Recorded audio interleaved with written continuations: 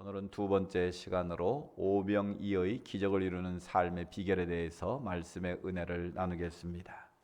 우리가 주일 예배 시간에 요한복음의 말씀을 차례대로 묵상하고 있는데요. 특별히 오병이어의 기적은 네 번째로 예수님이 행하신 표적이다라고 말씀을 드렸습니다. 요한복음은 7개의 표적을 중심으로 기록이 되어 있는데, 첫 번째는 가나 혼인잔치집에서 물로 포도주를 만드시는 표적을 주님께서 보이셨죠. 두 번째는 신하의 아들의 병을 고쳐주시는 표적을 보이셨고, 세 번째는 요한복음 5장에서 38년 된 병자를 고쳐주시는 하나님의 능력을 보이십니다. 그리고 이제 요한복음 6장에 와서 오늘 보리떡 5개와 물고기 2마리로 5,000명을 먹이시고 12광주를 거두게 하시는 일명 오병이어의 기적을 우리에게 보여주십니다. 이 오병이어의 기적이 일어난 현장을 우리가 좀 주목할 필요가 있는데요. 성경은 그것을 벳세다 광야다라고 말합니다. 또 다른 복음서에는 빈들이다라고 말합니다. 이스라엘 가보신 분들은 아시겠지만 요즘 같은 건기, 비가 내리지 않는 건기에는 온통 다 황토빛입니다. 우리나라는 지금 눈을 들어 쳐다만 보면 다 녹음이 우거져 있지만 이스라엘이라는 나라는요, 온통 황토빛이에요. 산에 나무가 없고요, 바위와 나무라고 있어봐야 가시떨기나무 같은 2-3m 되는 그런 나무밖에 없습니다. 그리고 물도 바짝 말라 있고요, 온통 그냥 그 흙과 같은 그런 황토빛임을 알게 됩니다. 그런 곳에 지금 몇 명이 모였습니까? 남자 장정만 5,000명이 모였다고 그랬습니다. 그러니까 그 말은 어린 아이나 또 어르신들, 여자까지 다 합치면 10,000명 이상의 사람들이 모여 있는 거예요. 그 빈들에, 그 광야에 지금 수많은 사람들이 모여서 주님의 말씀을 들은 거예요. 그런데 이제 해가 뉘엿뉘엿지는데 이들을 어떻게 해야 될 것인가에 대한 문제가 생긴 겁니다. 이들을 그냥 먹이지 않고 집으로 돌려보낼 것인지, 아니면 뭔가 이들을 먹여서 돌려보내야 될지 결단을 해야 되는 그런 순간입니다. 오늘 우리 인생에도 벳세다 광야 같은 그 광야에서 우리가 결단해야 될 때가 있습니다. 그냥 우리가 이곳에 눌러 앉아 있을 것인지, 아니면 새로운 마음의 결단을 하고 떠날 것인지, 인생의 빈들에서 우리가 결단해야 될 시점이 있다라는 거예요. 그 상황에서 우리가 어떤 결단을 하고 어떻게 행동하에 따라서 우리 인생의 빈들이 오병이어의 기적으로 채워질 수도 있고, 아니면 세상 말로 쪽박을 차는 그런 안타까움의 자리로 떨어질 수도 있다라는 거예요. 분명한 사실은 우리 주님은 저와 여러분의 인생이 빈들에 있지만, 광야 같은 인생을 살고 있지만, 하나님이 예비하시는 오병이어의 기적으로 채우시기를 원하신다는 것입니다. 그렇다면 여러분 안에도 그런 마음의 열망이 있어야 되는 거예요. 주님이 주시면 좋고 안 주시면 말고가 아니라, 하나님, 지금 내 인생이 이렇게 곤고합니다. 여러 가지로 힘들고 어렵습니다. 주님이 도와주지 아니하시면 나는 빈들에서 어찌할 수 없는 안타까운 상황입니다. 주님, 나를 도와주십시오. 이런 마음의 간절함과 열망을 가지고 주님 앞으로 나올 때 우리 인생의 빈들은, 우리 인생의 광야는 하나님이 주시는 풍성한 오병이어의 기적의 자리로 변화될 줄로 믿습니다. 그런 사모하는 마음을 가지고 오늘 내 인생의 빈들에, 광야 같은 인생길에 오병이어의 기적이 일어나기를 사모하는 마음으로 주의 말씀을 들으시기를 원합니다. 이미 우리가 지난 시간에 그러면 우리 인생의 빈들에서 어떻게 하면 오병이어의 기적을 이룰 것인가 2가지를 말씀드렸습니다. 그런데 하나님은 감사하게 망각의 은혜를 주셨기 때문에 그 2가지가 뭐더라, 여러분이 지금 기억이 가물가물하실 거예요. 그래서 제가 다시 한번 정리를 하고 3번째, 4번째 말씀을 듣도록 하겠습니다. 첫 번째 오병이어의 기적에서 가장 중요한 것은 이 빌립과 안드레라는 2 사람을 주목해 볼 필요가 있다 그랬습니다. 예수님께서 먼저 질문을 하셨어요. 너희가 이 사람들에게 먹을 것을 좀 나눠줘라 말씀하셨어요. 주님은 우리의 인생에 풍성케 하시기를 원하시는 분이에요. 그냥 굶겨서 쫓아내는 것이 아니라 뭔가 그들의 필요를 채우시기를 원하시는 분이 바로 우리 주님이세요. 그러니까 주님은 그들에게 영의 양식을 먹었지만 그들의 육의 양식도 채우시기를 원하셨다는 거예요. 그러니까 너희가 먹을 것을 나눠 사서 주든지 알아서 줘라. 근데 주님께서 그렇게 질문하시면 뭔가 의도가 있으셨다고 그랬어요. 빌립을 시험코자 하셨다라는 거예요. 즉 자기를 따르고 있는 제자들이, 즉 오늘 예수를 믿고 따르는 저와 여러분이 그런 상황에서 어떤 태도를 보이는가를 주님은 시험하기를 원하셨다는 거예요. 그러니까 이것은 빌립과 안드레에게만 던지는 질문이 아니라 저와 여러분에게 동일하게 지금 던지시는 질문으로 받아야 한다는 거예요. 지금 내 앞에 수많은 사람이 있는데 주님께서 말씀하시기를, 양 목사야, 네가 이 사람들에게 먹을 것을 좀 나눠줘라, 그렇게 말씀하실 때, 아니 여러분을 향해서 너희들이 이 10,000명이 넘는 사람들에게 뭔가 먹을 것, 음식을 좀 장만해서 먹여봐라, 그렇게 말씀하셨을 때 어떤 태도를 가질 것이냐는 거예요. 주님이 우리의 어떤 태도를 가질 것인가를 지금 테스트하기 위해서 하나님 주님께서 질문하셨다는 거예요. 근데 여기서 두 가지 태도가 보입니다. 빌립이 뭐라고 그랬습니까? 빌립은 뭐가 빠른 사람이에요? 컴퓨터처럼 계산이 빠른 사람이라고 그랬어요. 얼른 계산해 보니까 여기 모인 사람이 10,000명쯤 되겠구나. 이 사람들에게 그냥 조그마한 주먹밥 하나라도 먹이려면 200데나리온은 있어야겠다. 그 당시 한 데나리온은 노동자 하루의 품삯이라고 그러지 않았습니까? 그러니까 적어도 200일을 일해야만 이 사람들을 먹일 수 있는 그런 돈이 된다는 거예요. 근데 또 빌립이 생각해 보니까 돈이 있다 한들 어디 가서 한 번에 10,000명분의 음식을 사겠습니까? 요즘 같아도 쉽지 않을 거예요. 그러니까 그 당시 상황에서는 불가능한 상황인 거예요. 그러니까 빌립은 인간적으로, 이성적으로, 합리적으로 계산을 해서 불가능을 말한 거예요. 그런데 반면에 안드레는 어떻게 말합니까? 비록 먹일 수 있다 할지라도 안드레는 뭔가 가능성을 찾았습니다.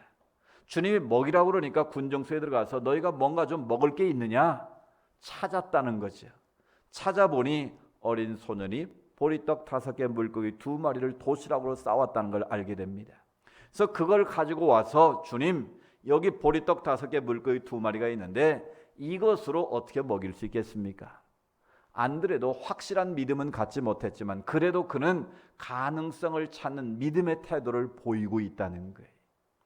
여기서 중요한 것은 오병이어의 기적을 이룬 첫 출발은 겨자씨만한 작은 믿음이라도 가능성을 가지고 믿음으로 행동할 때 역사가 일어난다는 거예요. 아멘. 그러니까 내가 보기에는 정말 보잘것없는 작은 도시락 하나, 어린아이가 혼자 먹어도 부족한 작은 도시락이지만 그것을 하나님께 드렸을 때 주님께서는 지금까지 보았던 것처럼 물로 포도주를 만드시는 분이라면, 38년 병자를 고치는 분이라면 저분께 드리면 뭔가 가능성이 있겠다, 뭔가 역사가 일어나겠다. 가능성을 가진 믿음을 가지고 주님 앞에 나왔을 때 바로 오병이어의 역사가 일어날 수 있었다라는 거예요. 그렇습니다. 여러분 안에 이런 작은 믿음의 씨앗이라도 품고 주님 앞에 나올 수 있기를 원합니다. 주님 말씀하셨죠. 너희 안에 겨자씨만한 작은 믿음이 있어도 이 산을 명하여 저 바다에 던주라 해도 그대로 되리라. 아멘. 바로 우리에게 중요한 것은 뭡니까? 믿음이라는 거예요. 우리가 태산 같은 믿음을 가지고 있으면 좋겠지만 겨자씨만한 작은 믿음이라 할지라도 그 믿음을 가지고 주님 앞에 나오면 그 믿음을 통해서 하나님의 역사는 지금도 이루어진다는 것입니다. 그러나 빌립처럼 우리가 합리적으로, 이성적으로 계산에 빠르고 계산에서는 아무것도 이룰 수가 없다는 거예요. 내가 보기에는 불가능해도 하나님이 함께 하시면 할 수 있다. 그것이 믿음 아니겠습니까? 그 믿음을 가지고 주님 앞에 도전하면 여러분의 그 믿음을 통해서 하나님의 역사가 오늘도 나타날 줄로 믿습니다. 내 안에 있는 믿음의 가능성을 여러분 보시기 바랍니다. 그리고 그 믿음의 크기를 키우시기 바랍니다. 제가 전에 그런 재미있는 얘기 해드렸죠. 낚시꾼 얘기 해드린 거 기억나시는지 모르겠어요. 어떤 사람이 낚시를 하는데 고기를 딱 낚아 올려서 이렇게 재본 다음에 큰 고기는 다시 놔주고 작은 고기만 자꾸 담아 놓더라는 거예요. 하도 이 사람이 아니 왜 큰 고기를 놔주고 작은 고기만 잡습니까? 그랬더니 이 사람이 하는 말이 우리 집 냄비 크기가 요만해서 큰 거는 안 들어가서 큰 건 버리는 겁니다. 그러더라는 거예요. 여러분, 이게 어쩌면 우리의 믿음의 태도일 수 있다라는 거예요.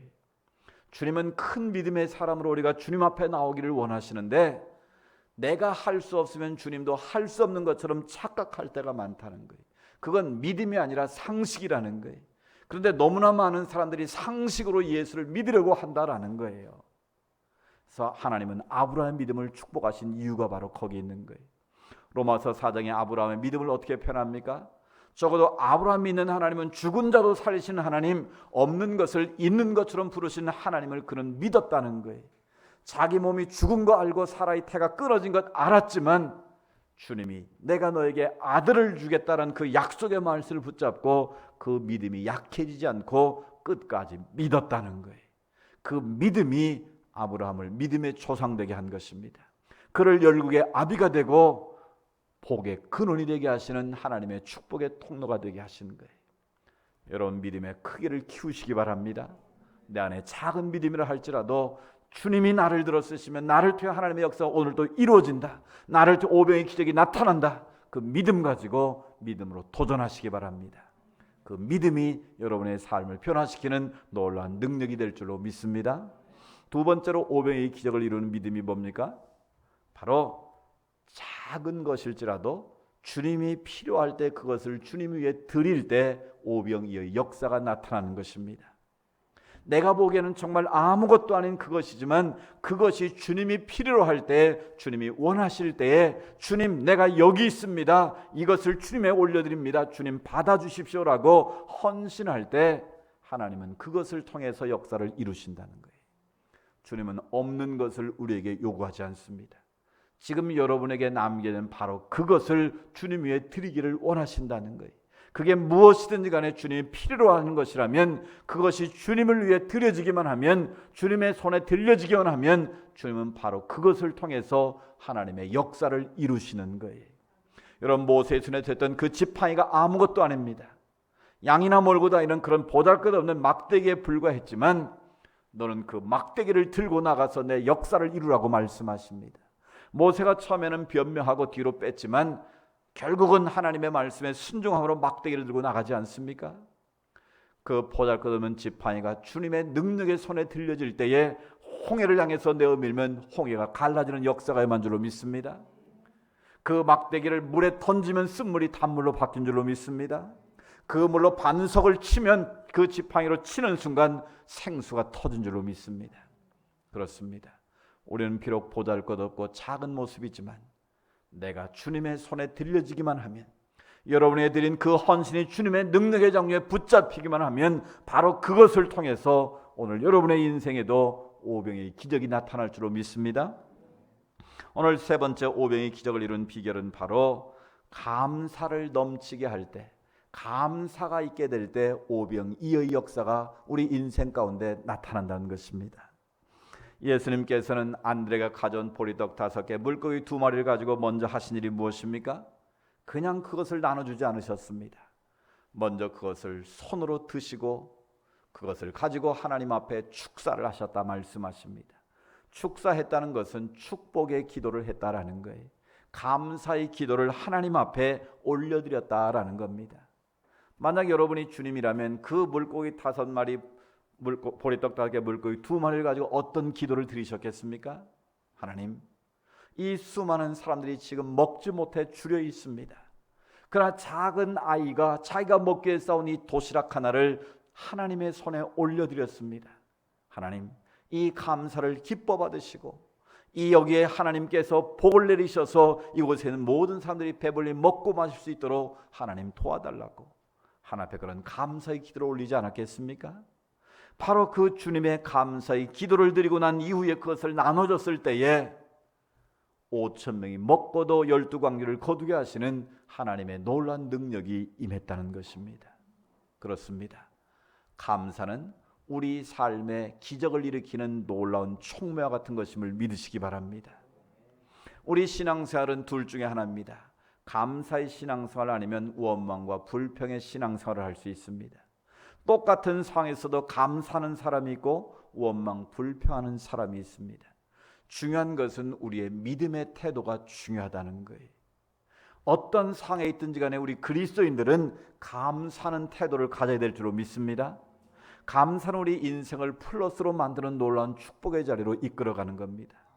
작은 것에 감사하면 하나님은 더 큰 감사로 우리에게 채워주시는 거예요. 그래서 유명한 철학자 임마누엘 칸트가 한 유명한 말이 있지 않습니까? 별빛을 주신 하나님 앞에 감사하면 우리에게 달빛을 주시고, 달빛인 하나님 앞에 감사하면 하나님 우리에게 햇빛을 주신다. 햇볕 주시는 하나님 앞에 감사 우리 하나님은 우리에게 영원한 영혼의 빛을 주신다. 즉 작은 것에 감사한 하나님은 더 큰 감사를 엑셀레이터 하셔서 더 큰 은혜와 복으로 채우신다라는 것입니다. 그런데 원망과 불평은 우리 인생의 창고를 점점 비게 하는 그런 마이너스를 만드는 방법입니다. 하나님이 이미 주신 그것에 대해서 우리가 감사하지 못하고 원망 불평하기 시작하면 점점 우리의 인생의 곳간은 비어가게 된다라는 거예요. 우리 주님은 비록 작은 그 도시락 하나지만 하나님 앞에 감사의 기도를 올리실 때 그 도시락 하나가 오병이어의 기적을 이뤘다라는 겁니다. 그렇습니다. 오늘 우리 인생도 마찬가지입니다. 우리 인간은 욕망의 존재이기 때문에 아무리 많이 가져도 만족하기가 쉽지 않습니다. 그럼에도 불구하고 우리가 자족하는 마음을 가지고 주님 앞에 설 때 그 속에서 감사가 넘치게 되는 거예요. 감사하는 신앙을 가질 때 감사하는 자에게 하나님은 더 풍성케 하시는 은혜를 주시는 거예요. 우리는 감사한 일이 있을 때는 감사할 수 있어요. 그러나 적어도 그리스도인들은 감사할 수 없는 상황에서 감사하는 게 진짜 감사하는 거예요. 그럼에도 불구하고 할 줄 아는 감사. 그걸 우리는 하박국 선자의 고백을 통해서 듣지 않습니까? 비록 무화과 나무가 풍성치 못하고 포도나무에 열매가 없고 우리의 소가 없고 외양간에 양이 없고, 그 말은 우리가 수고하고 노력했지만 얻은 것이 없을지라도 그런 뜻이에요. 그럼에도 불구하고 나는 여호와로 인하여 기뻐하며 감사하리로다. 주 여호와는 나의 힘이 되심이로다. 아멘. 바로 내가 수고하고 노력했지만 얻은 것 없어도 여호와 하나님이 내 안에 남아있다면, 주님만이 나의 힘이 되심을 믿음으로 고백할 수만 있다면 그 인생은 더 큰 은혜와 복으로 채울 수 있다라는 겁니다. 여러분, 다니엘을 보십시오. 다니엘은 믿음을 지키다가 풀무불에 떨어지는 그런 어려움도 있었습니다. 나중에는 사자굴에 던져지는 그런 위험도 있었습니다. 그런데 다니엘은 하나님 앞에 뜻을 정하는 인생이었기 때문에 어떤 상황에서도 하나님 앞에 감사함으로 나아간 것이죠. 여기서 중요한 것이 있습니다. 다니엘이 감사함으로 사자굴에 던져졌지만 그 사자굴에 던져짐을 통해서 하나님의 살아계심을 증거하는 능력이 나타났다는 거예요. 그를 사자굴에 던졌던 왕이 밤새도록 안달이 났습니다. 자기가 아꼈던 다니엘이 올무에 빠져서 지금 사자굴에 던졌다를 안 순간부터 그 왕은 마음에 조급함이 생겼습니다. 그래서 새벽 제일 먼저 사자굴 앞으로 달려간 것은 왕이었습니다. 다니엘아, 다니엘아, 하나님이 살아있는 다니엘아, 그를 부르는 순간 다니엘이 내가 여기 있습니다. 안을 보니까 사자가 쩔쩔매고 있어요. 밤새도록 누가 힘들었을까요? 다니엘이 힘들었을까요? 사자가 힘들었을까요? 사자가 지금 힘들어서 땀을 뻘뻘 흘리고 있는 거예요. 왜? 하나님께서 사자의 입을 봉하셨기 때문에. 지금 맛있는 먹거리가 눈앞에 있는데 먹을 수 없으니 사자가 얼마나 밤새도록 힘들었겠어요. 다니엘이 태어나게 있는 겁니다. 그걸 통해서 하나님은 뭘 보이실까요? 어떤 상황에서도 감사함으로 하나님께 나아가는 자는 사자의 굴에서도 지켜주신다는 그런 중요한 교훈 하나와 또 다른 중요한 교훈은 바로 그것을 통해서 하나님의 살아계심을 증거하게 만들었다는 거예요. 그래서 우상을 숭배했던 왕이 그걸 보고 다니엘아, 네가 믿는 하나님이 살아계신 하나님이시다, 그 신앙 고백을 하게 하시고 그 왕이 하나님을 영접하고 모든 백성들에게 하나님을 섬기도록 하는 명령을 내리게 만들었다는 거예요. 감사의 신앙은 자기 자신에게도 은혜가 되고 축복이 될 뿐만 아니라 그것을 통해서 하나님의 살아계심을 증거하는 능력이 나타난다는 거예요. 하나님은 저와 여러분을 통해서 그런 능력이 임하기를 원하시는 거예요. 나 혼자 예수고 복받아서 하나님 주신 은혜를 누리는 것만이 목적이 아니라 나를 통해서 믿지 않는 자들, 하나님의 살아계심을 깨닫지 못하고 경험하지 못한 자들, 바로 그들이 여러분의 감사의 신앙을 통해서 하나님께 돌아와 하나님께 영광 돌리기를 원하신다는 것을 기억하시기 바랍니다. 하나님은 감사하는 자에게 더 풍성한 은혜를 채워주십니다. 여러분의 인생길에 많은 어려움이 있습니다. 아픔도 있고 눈물도 있을 수 있습니다. 그러나 바로 그때가 여러분이 감사의 믿음을 쓸 때입니다. 하나님, 내 인생은 왜 이렇습니까? 와임이 왜 저만 이렇게 고통스럽니까? 원망할 것이 아니라 하나님, 이 아픔을 통해서 하나님께 원하시는 뜻이 있음을 믿습니다. 이때 내가 바로 믿음으로 감사하며 살겠습니다. 믿음으로 결단할 때 하나님은 여러분을 통해서 하나님의 능력이 임할 줄로 믿습니다. 바울과 실라가 빌립보 감옥에 갇혔지만 그들은 원망 불평하지 않고 한밤중에 하나님 앞에 감사와 찬양의 기도를 올려드렸을 때에 옥문이 열리고 간수가 회개하고 죽게 되는 역사가 일어난 것입니다. 하나님 앞에 감사할 줄 알 때 나에게도 복이 되지만 나를 통해서 하나님의 생명을 살리고 하나님의 살아계심을 증가하는 능력이 임하는 것입니다. 여러분 인생이 지금 어떤 가운데 있습니까? 다니엘처럼 사자굴에 있습니까? 아니면 바울과 실라처럼 감옥에 있습니까? 여러분의 인생이 어떤 자리에 있든지 간에 감사함으로 하나님께 영광 돌리기만 하면 하나님은 그 아픔의 자리, 고통의 자리를 은혜의 자리, 축복의 자리, 하나님의 살아계시는 영광의 자리로 바꾸실 줄로 믿습니다. 감사를 넘치게 하는 것, 그것이 바로 내 인생의 오병의 기적을 이루는 비결인 줄로 믿습니다. 마지막 네 번째로 오병의 기적을 이루는 비결은 함께 나누고 그것을 절약할 때, 낭비하지 않고 사용할 때 하나님의 역사가 계속 임한다는 것입니다. 주님께서는 그 오병이어를 가지고 축복을 하신 후에, 감사기를 드리신 후에 줄을 맞춰놓고 그들에게 나눠주시기 시작합니다. 그들이 원하는 대로 주셨다라고 말씀하고 있습니다.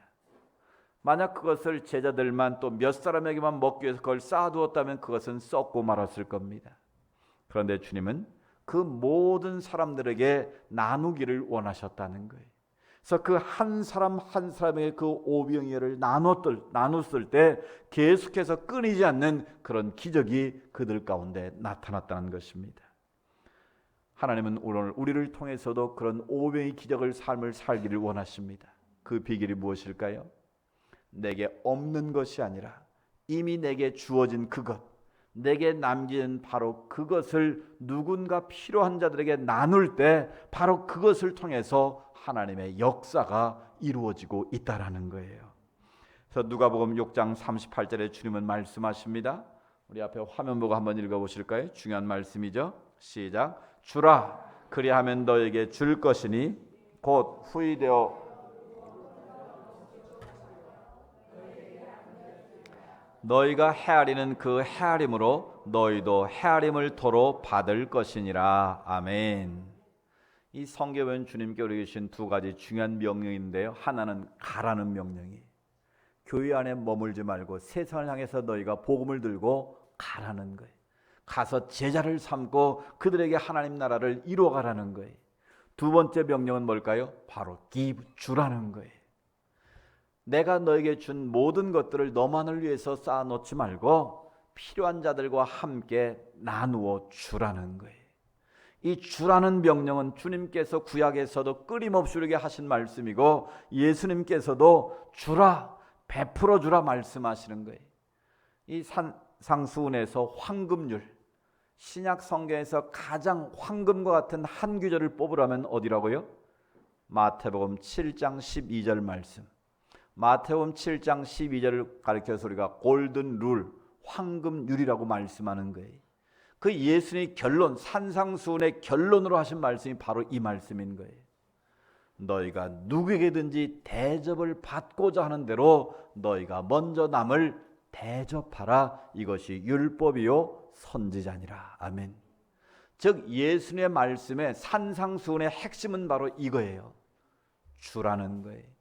너희는 누군가에게 대접을 받기를 원하는데 무언가 누군가에게 받기를 원하면 먼저 어떻게 하라? 주라는 거예요. 네가 먼저 후히 그들을 섬기고 대접하라는 거예요.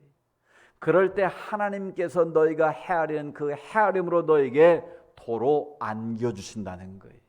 오늘 누가복음 6장 38절 말씀이 바로 그거 아닙니까? 주라. 그리하면 어떻게 하신다고요? 우리가 만약 100을 주면 주님은 우리에게 100을 돌려주시는 분이 아니라는 거예요. 어떻게 해주신다고요? 후히되어 흔들어 넘치도록 주신다는 거예요. 저는 이 말씀을 묵상할 때마다 그게 생각나요. 이 어린 시절 시골 5일장에 따라가면 이 큰 되가 있어요. 말이지, 말.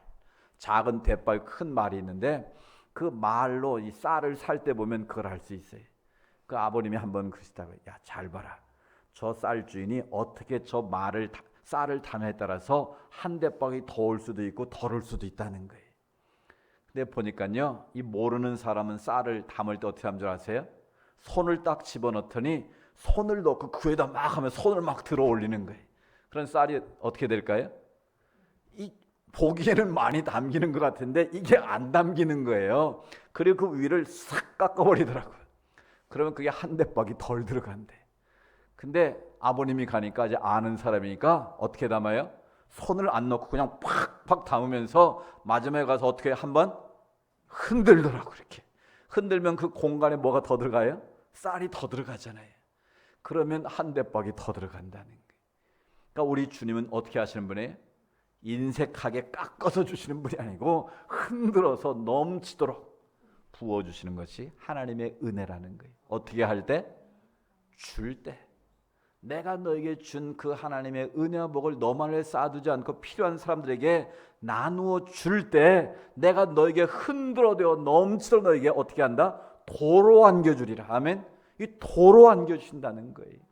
적어도 주님에게 사는 최소가 30배더라고. 내가 성경을 보니까 하나님은 30배, 60배, 100배의 열매를 얻게 하신다는 거예요. 여러분, 내게 주신 것 내 것이 아닙니다. 잠시 하나님의 선한 청지기로 우리에게 쓰라고 맡겨주신 거예요. 그러니까 내 지갑에 있는 돈이라고 내 게 아니더라고. 내가 보니까 전에 신문에 났는데 어떤 할머니가 응급실에 실려왔는데 몇 번 실려왔던 분이래. 그 할머니가 이 허리에 띠를 하나 띠고 있는데 절대로 그것은 못 풀게 해가지고 못 풀어봤대. 근데 어느 날 또 실었는데 이날은 아무 정신이 없어가지고 간호사들이 그걸 풀어본 거예요. 풀어봤더니 그 안에 5만 원짜리로 이렇게 쫙 펴가지고 그걸 띠를 만들어가지고 그걸 띠고 다녔대. 그걸 세보니까 4천만 원이더래. 놀렐루야. 그러니까 근데 4천만 원 허리띠에 차고 이 할머니는 맨날 길거리에 구걸하고 얻어먹고 산 거예요. 그 할머니가 거기서 죽으면 그 돈은 누구께 되겠습니까? 아무 쓸모가 없는 거예요. 여러분, 내 지갑에 있는 것도 내가 쓸 때 의미가 있어지고 그게 하나님의 복이 된다는 걸 여러분 꼭 기억하십시오. 내게 주신 건강, 물질, 능력, 은사, 이 모든 것은 놔두면 썩는 거예요. 조미스러 없어지는 거예요. 하나님의 필요에 의해서 여러분이 선한 일을 행할 때 그것을 통해 하나님의 능력이 나타나고 하나님의 오병이어의 기적이 나타날 줄로 믿습니다. 주라. 그래야 후대원으로 넘쳐나게 도로 안겨주리라. 이 말씀을 기억하시고 우리가 베풀고 나누고 섬길 때 바로 그 손길을 통해서 하나님의 기적이 임할 줄로 믿습니다. 또 하나 중요한 사실은 주님께서는 그것을 남은 것을 버리라고 말하지 않고 거두어 드리라고 말씀하십니다. 왜 그러셨을까요? 이건 낭비하지 말라는 거예요. 하나님이신 은혜를 헛되이 받지 말라는 의미가 담겨 있는 거예요. 우리는 하나님이신 그 은혜를 낭비할 때가 참 많습니다. 우리가 과소비라고 그러지 않습니까? 이 세상에서 우리나라 사람들이 참 과소비를 많이 하는 민족 중에 하나인데요. 여러분, 우리가 음식 쓰레기 이것도 참 조심해야 됩니다. 이 쌀 한 톨이 우리에게 오기 위해서는 쌀 밑자가 이게 뭐예요? 88번의 손길이 가야 쌀 한 톨이 생긴다는 거 아닙니까? 그런데 그 하나를 우리가 귀하게 되는데 우리는 너무 쉽게 그걸 버리는 거예요. 지나치게 많이 해가지고 버리면 그게 다 하나님 은혜를 낭비하는 결과라는 거예요. 그러니까 주님께서는 그들이 원한으로 주셨는데 이 사람들이 욕심이 많아가지고 막 나오는데 필요 이상으로 과도하게 지금 받아놓은 거예요. 그러니까 남은 것 거두니까 12광주리가 남은 거예요. 근데 주님은 그것을 버리라고 한 것이 아니라 거두어서 다시 아끼라는 거예요. 낭비하지 말라는 거예요. 이건 오늘 우리에게도 적용되는 거예요. 하나님께서 우리에게 주신 모든 것들을 우리가 절제할 줄 알아야 된다는 거예요. 그것을 내 마음대로 낭비하면 안 된다라는 거예요. 저는 기도할 때마다 그런 기도를 합니다. 하나님, 우리에게 맡겨주신 하나님의 축복을 우리가 잘못 사용해서 하나님 앞에 책망받지 않도록 도와주십시오. 아무리 많이 맡겨도 죄진 데 쓰지 않고 하나님의 영광에서 쓰임받는 자로 인정받게 하셔서 하늘의 복과 땅의 복을 누리게 되려고 저는 기도합니다. 여러분도 마찬가지입니다. 하나님 주신 은혜를 우리가 낭비하거나 그걸 과소비함으로 헛되게 사용한다면 주님께서 여러분에게 다시 그 은혜를 주시겠느냐라는 것입니다. 내게 주신 하나님의 은혜를 우리가 절제할 줄도 알고 그것을 바르게 사용할 때 하나님은 더 넘치도록 채우시는 은혜가 여러분 가운데 임할 줄로 믿습니다. 오늘 우리는 어쩌면 빈들 같은 인생을 살고 있습니다. 광야에서 우리는 때로는 여러 가지로 힘들고 어려운 삶을 살 때도 있습니다. 그러나 주님께서는 우리 인생 가운데 오병이의 기적을 통해서 더 풍성케 하시기를 원하고 계십니다. 그 비결은 무엇입니까? 빌립처럼 내가 할 수 없는 하나님도 할 수 없는 것처럼 인간적인 생각을 하면 하나님의 역사는 일어나지 않습니다. 그러나 안드레처럼 작은 가능성을 믿고 겨자씨만한 믿음을 하나님께 올려드릴 때 우리 인생은 풍성하게 될 줄로 믿습니다. 또한 하나님 앞에서 우리가 보잘것없는 작은 것이라 할지라도 주님이 필요로 할 때 그것을 내어드리는 헌신이 있을 때 바로 그 작은 것이 오병이의 기적을 이루는 촉매가 된다는 것입니다. 또한 주님께서는 작은 것이라도 감사할 때 그 감사의 손길을 통해서 더 풍성하게 하심을 우리는 믿습니다. 또한 우리는 하나님 앞에서 우리에게 주신 그것을 나만을 위해서 쌓아두는 인색한 삶이 아니라 누군가를 위해서 베풀고 나누고 섬기게 될 때에 그것을 낭비하지 않고 절제하면서 살아가게 될 때에 주님 앞에 인정받아서 더 큰 은혜와 복으로 채워주실 줄로 믿습니다. 오늘 여러분의 인생 가운데 이런 놀라운 오병이의 기적의 역사가 임할 수 있기를 주의 이름으로 축복합니다.